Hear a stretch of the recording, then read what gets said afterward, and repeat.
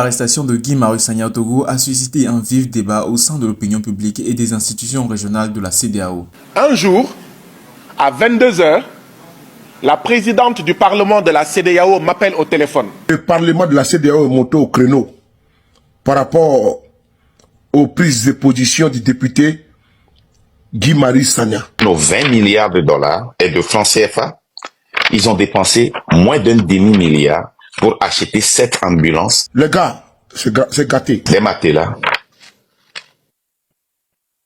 des motos. Et ça va leur prendre 5 ans pour distribuer ça. Seulement à Lomé. Lomé qui est un village pour certains pays comme le Sénégal. Savez-vous que beaucoup de Togolais sont obligés d'aller se soigner au Ghana par manque de soins et de médicaments au Togo? Je voudrais demander si le président Faure Eyadema veut transformer le Togo en royaume. Lomé qui est un village pour certains pays comme le Sénégal.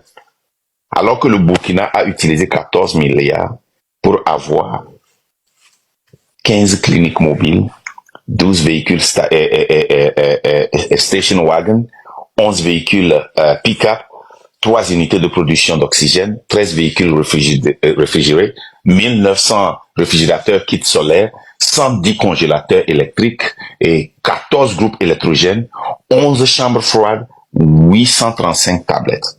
Depuis des mois, depuis des années, Faure Eyadema interdit les manifestations. 14 milliards.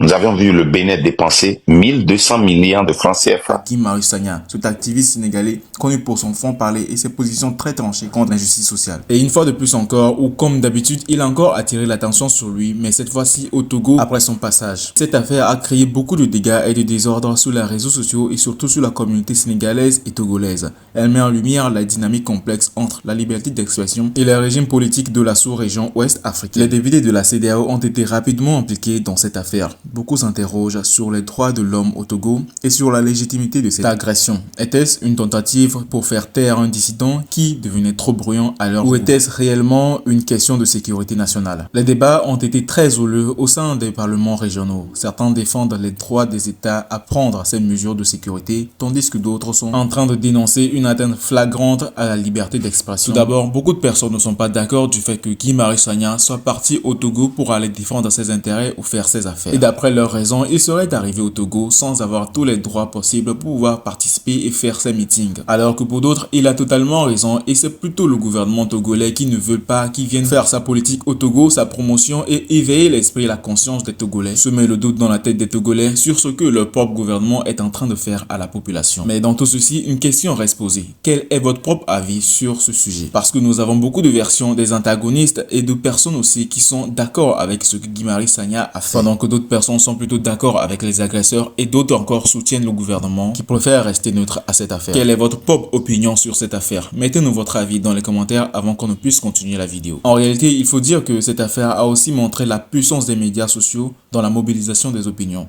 Des vidéos et des témoignages ont circulé sur YouTube, TikTok et même Facebook, suscitant des réactions immédiates de la population sénégalaise et même togolaise.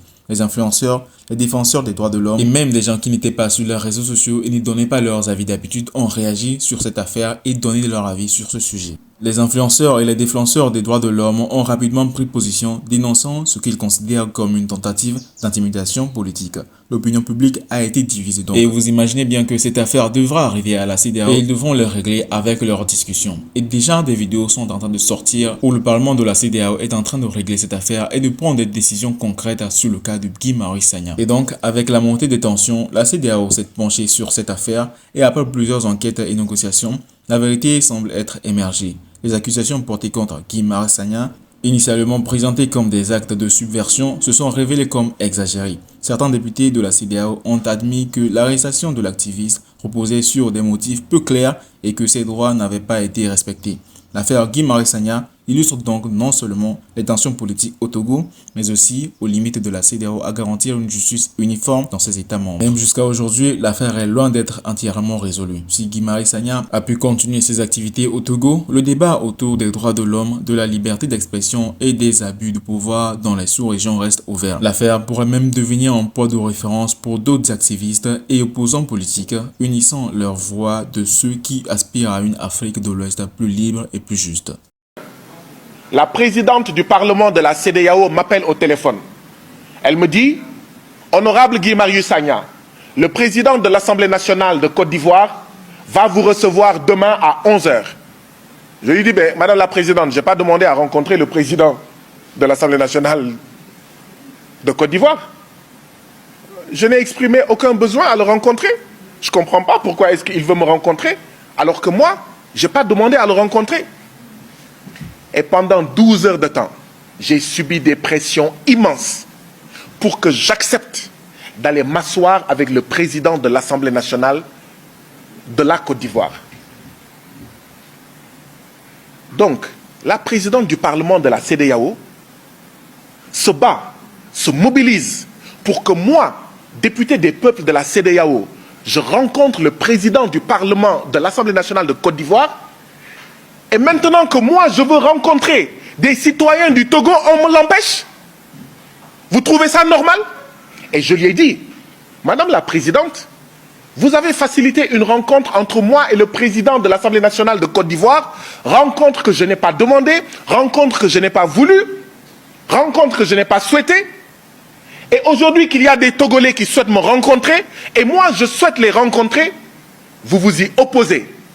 Vous me dites que des rencontres, même privées, comme des rencontres publiques comme privées, mais la loi togolaise a décidé comment elle doit se passer. Il faut informer, il faut demander l'autorisation. Ça veut dire que quand une famille au Togo veut manger à midi, c'est une réunion, il faut demander, il faut informer le gouvernement du Togo. Non mais, vous voyez un peu jusqu'où les dictateurs poussent l'absurde. Une réunion privée, la présidente du Parlement de la CEDEAO, parce qu'elle est togolaise, parce qu'elle est chez elle, parce qu'elle est membre du même parti que le président de la République et qu'elle a reçu des pressions, elle me dit même une réunion privée, tu devras informer et demander l'autorisation. Voilà ce qui s'est passé dans cette rencontre, chers citoyens. En dépit des critiques, l'AES continue à avancer sur des projets majeurs et ce climat de méfiance pourrait être une distraction dont elle se serait bien passée. La question de la coopération africaine devient plus que jamais centrale, alors que des pays comme le Mali, le Burkina Faso et le Niger, moteurs de cette alliance, comptent sur des partenaires solides pour atteindre leurs objectifs de souveraineté économique et militaire. La réaction du Togo suite à l'affaire Guy Marius Sagna pourrait donc soit renforcer les liens entre les pays de l'Alliance, soit, au contraire, créer des fissures.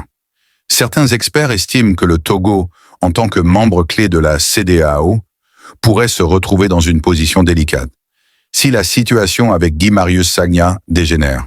Ce dernier est vu comme un symbole de la lutte panafricaine, et toute attaque contre lui est perçue comme une attaque contre les mouvements de libération des peuples africains.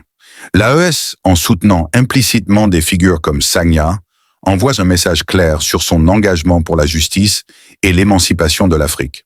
Le défi pour le président Faure Gnassingbé est donc de trouver un équilibre entre sa position dans la CEDEAO et son rôle de leader dans un Togo en pleine mutation. Les attentes sont énormes. Le peuple togolais souhaite voir des réformes en profondeur, tout en renforçant ses liens avec les autres nations de l'AES. Mais c'est pour l'instant, la question reste en suspens. Le Togo saura-t-il se montrer à la hauteur des attentes de l'Alliance? En conclusion, l'avenir des relations entre l'AES et le Togo semble suspendu à l'issue de cette affaire Guy Marius Sagna. La gestion de cette crise sera déterminante pour l'unité de l'Alliance et pourrait redéfinir les rapports de force dans la sous-région. Une chose est certaine, l'AES ne tolérera pas de faille dans son projet de renouveau africain.